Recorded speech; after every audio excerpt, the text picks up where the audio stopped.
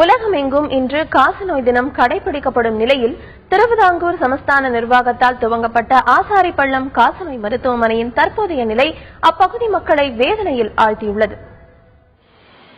காசநோய் என்றாலே தொற்று நோய் என்று அச்சப்படும் மனநிலையில் மக்கள் இருந்ததால் காசநோயாளிகளை குடும்பத்தினரே புறந்தள்ளிய காலமும் உண்டு. தமிழக கேரள மக்களின் காசநோய் சிகிச்சைக்காக திருவிதாங்கூர் சமஸ்தான் நிர்வாகத்தில் 1941ஆம் ஆண்டில் 700 ஏக்கர் பரப்பளவில் ஆச்சாரிப்பள்ளத்தில் காசநோய் மருத்துவமனை துவங்கப்பட்டது. தமிழகம் மற்றும் கேரளாவின் பல பகுதிகளில் இருந்து காச நோயாளிகள் வந்து இங்கு தங்கியிருந்து 3 மாதங்கள் முதல் 18 மாதங்கள் வரை சிகிச்சை பெற்றதாக கூறப்படுகிறது. தமிழக கேரள சிறைகளில் காணப்பட்ட கைதிகளில் காசநோய் பாதிக்கப்பட்டவர்களுக்கு இந்த மருத்துவமனையில் தனிப்பிரிவு அமைக்கப்பட்டு சிகிச்சை அளிக்கப்பட்டுள்ளது. பல மன்னராட்சி காலத்தில் டிசி கவர்மெண்ட் பீரியடில் உருவாக்கப்பட்டது.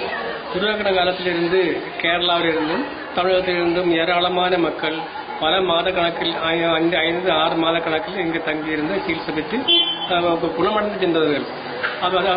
அந்த நோயாளிகளுக்காக ஸ்பெஷல் வார்டு வரைக்கும் அமைக்கப்பட்டு தனி கொடுத்தனம் நடத்தி அவங்க இங்கே குடும்பத்தினரும் தங்கியிருந்து சிகிச்சை பெற்று தெரிஞ்சு டிசி கவர்மெண்ட் ஆட்சி முடிந்ததுக்கு அப்புறம் கவர்மெண்ட் ஏற்று நடத்தி நன்கு செயல்பட்டு வந்தது.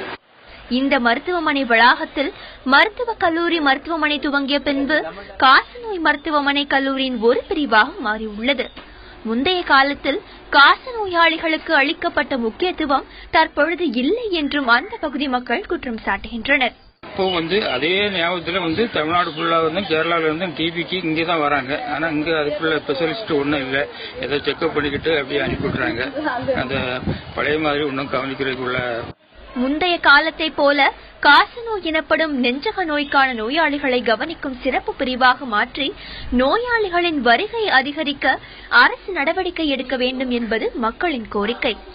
வரலாற்று முக்கியத்துவம் கொண்ட காசநோய் மருத்துவமனை அமைந்திருந்த கட்டடங்கள் தற்பொழுது உருக்குலைந்து கேட்பாரற்று காணப்படுவதாகவும் புதர் மண்டியும் விஷ ஜந்துக்களின் வசிப்பிடமாக மாறியுள்ளதாகவும் மக்கள் தெரிவித்துள்ளனர்.